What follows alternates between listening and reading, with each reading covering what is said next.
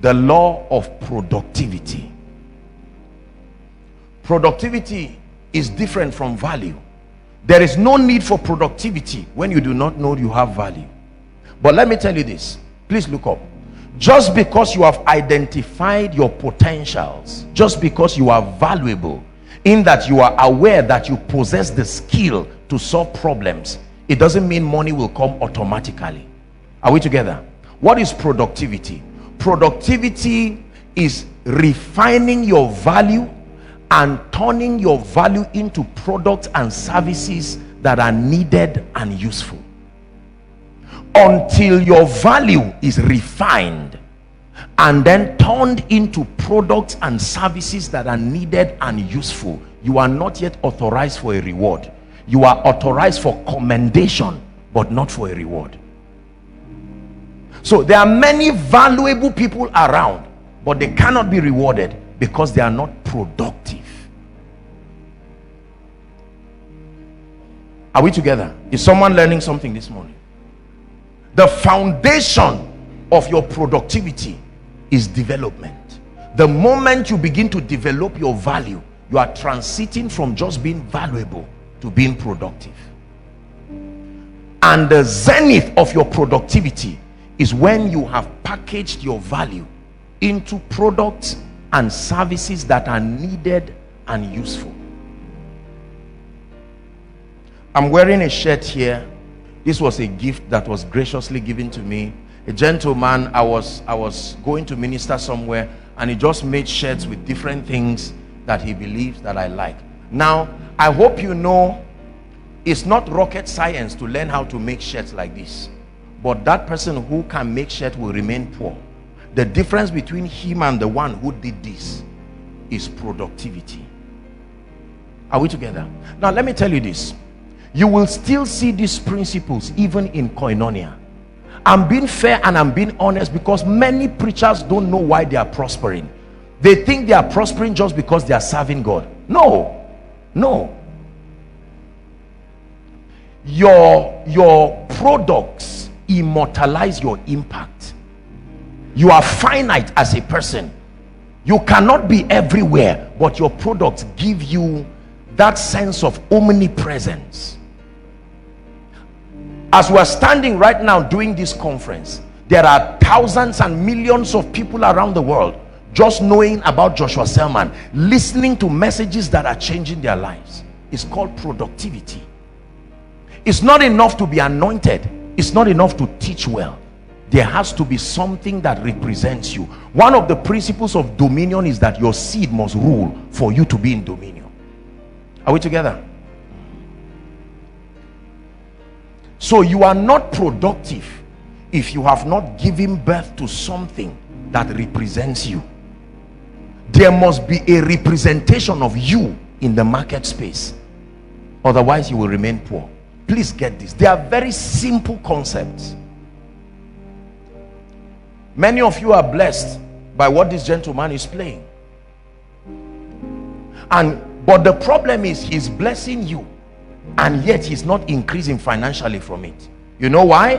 Because with respect to our teaching, he's valuable, but he's not yet productive.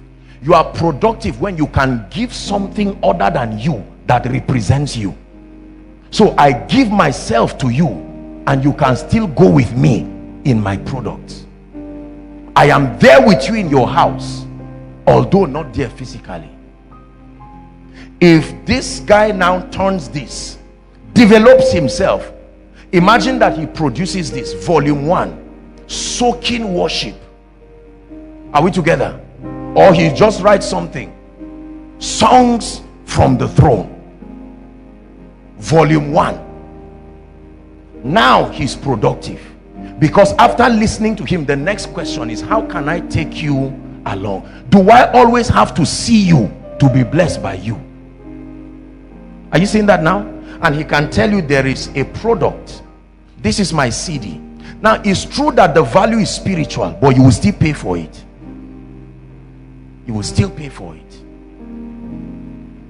You carry that CD, and someone else, you are marketing free for him, because you will not listen to it alone. The moment you listen to it, You are saving him the labor of having to pay for many people to listen to him again. He's leveraging on your liking what he's doing. And someone says, where did you get this? He said, there's a young man called Elijah. And then, like Ejimi shared, immediately in our digital age, the person will go online. Many of you are deceived by the fact that I'm not online. I'm not online, but I'm online. You see, you have to know this.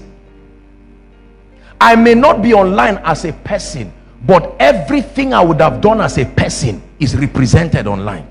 So don't sit down and fool yourself and stop yourself from establishing a presence that the world will know. This is very important. I have to be very fair and honest to you, because I don't want you to just remain down. I remember one hotel that I went to was a new hotel. I was just trying it out, and then when I went there, I was happy because I believed nobody would know me. I will have my time and have my space. And then I got in there, and the day I was going to check out and leave, as soon as I came out, the receptionist was on her knees. She said, "Apostle, sir." I said, "Hey, this thing now, what is all this one?" When she saw maybe the people who were coming to see me and people were talking, immediately she went online. And when she went online, she tried to check the photo, Google images, and he's the one. Oh, you see that? If I type your name or your value, what face comes out? The face that comes out is the face that will get my money. And if that face is not you, you will not get it. Are we together? This is very powerful. It's not enough to be valuable. You must be productive. And the internet has granted so much opportunities. When you are in Laban's house, you will never be rewarded adequately. God is a God of portions. You start in Laban's house, but he must give you your portion. Anybody that seeks to keep you depending on him for life is not blessing you. It is why Igbo people prosper. It's why Jews prosper. Because when you are working with them, you know you are an apprentice. The goal is never to remain under subjugation financially. The system that keeps you depending on someone else's creativity and all of this for your daily bread is not the worst, but it's not the best either. You can start there, but the goal is that you will have your own portion